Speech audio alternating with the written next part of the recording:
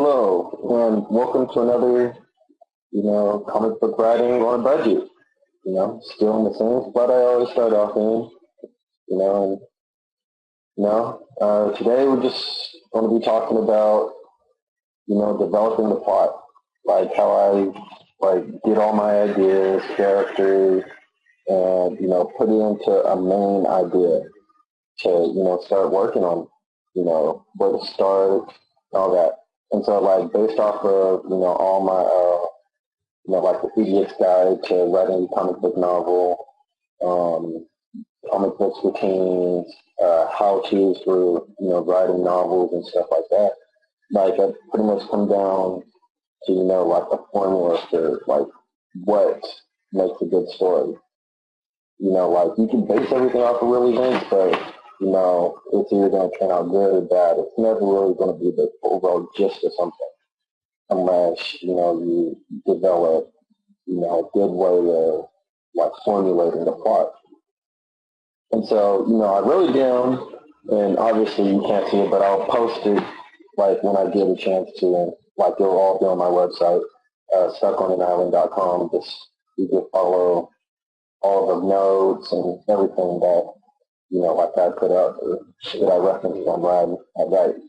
And so, like, the main thing for, like, writing the script is, you just need to, you need to find out what characters are going to be in there. And if you don't have any real characters to fit into it, then just create some. They come for, that specific instance, and you don't have to use them later.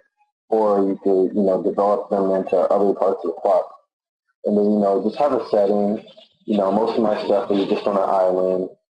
And, like, you could just create a setting from anything.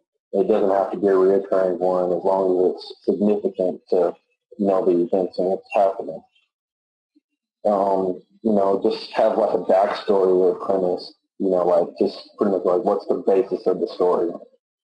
And after that, just, like, going through the major plot as far as, like, having the suspense, the attention grabber, like, what starts the story off, have a cliffhanger, and, have a resolution. And if you have in a series, you always want to have, like, an attention grabber or a story starter or something that will, like, leave the reader, like, guessing or wanting more from your work. Otherwise, it will just be just like a cut and paste, a dry thing. If you feel like there's not enough action in it, just put a fight scene in it. It doesn't matter. Just have, 5, 6 panels of, somebody just beating the mess out of each other.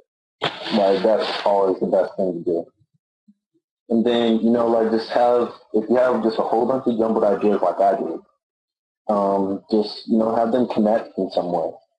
Like, and if you can't really find a way to connect them, just elaborate on some, and then just try to find a connection and, just, like, fit in another one within, the whole plot line. So if you come up with an idea or an event that happened, just figure out some way to just, like, squeeze it into the, actual plot or storyline. And what I did is I just, like, had little thumbnails for, like, the titles of the events, and then I just put them, like, all on note cards, and I just got a big table and pretty much just started working around with that and just tried to fit them into a certain storyline, however I could, like, visually do it. If I couldn't, like, do it on a computer or whatever, I was just stuck. And so, like, you just try to, like, I know everybody's gone to school and tried to, do, like, mind mapping or some sort of study method. So, like, utilize, like, your training and just try to figure stuff out. And another, like, when I first started doing everything, it was all on, like, my notebook, as you can see from other videos where I just have a whole lot of stuff written down, or, like, from a sketch pad or whatever. And then after that, I actually moved over to Adobe Story. And Adobe Story is a great application. Like, as you can see, I have this film, like, it's a film script, but it's, pretty much the major plot of my story, my graphic novel. And I'm just waiting for it to load right now. It's a lot. like right over here, it's pretty much all like the ideas and stuff that I came up with. Some haven't been elaborated on, and others have. And so, like as you can see out here, these are just like the gist of like what's going on. And then up here are there's an actual plot where it has the dialogue and it has, the settings and all that, and you'll see little side notes and stuff like that. So, and this is a great application because it allows you to not only write and organize your work better, but you're actually able to collaborate with other people. And, that's a great thing. So people could proofread it, tell you what they do like, what they don't like, stuff like that. And so, this is probably the main thing I would say you would want to use if you want to keep it organized, up to date, and it automatically backs up to your computer and online servers, so you can work on it at any computer you want that has internet access, or iPhone if you have an iPhone.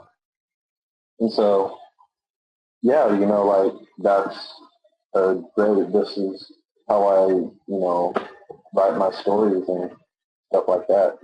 And so the next thing I'll show you is in my next video is just storyboarding. So just trying to put together both not only the writing aspect and all the dialogues, but also the actions in a graphic form. And so stay tuned for that. Subscribe and tell me how you like my videos and just anything you can see I can improve on. So thank you.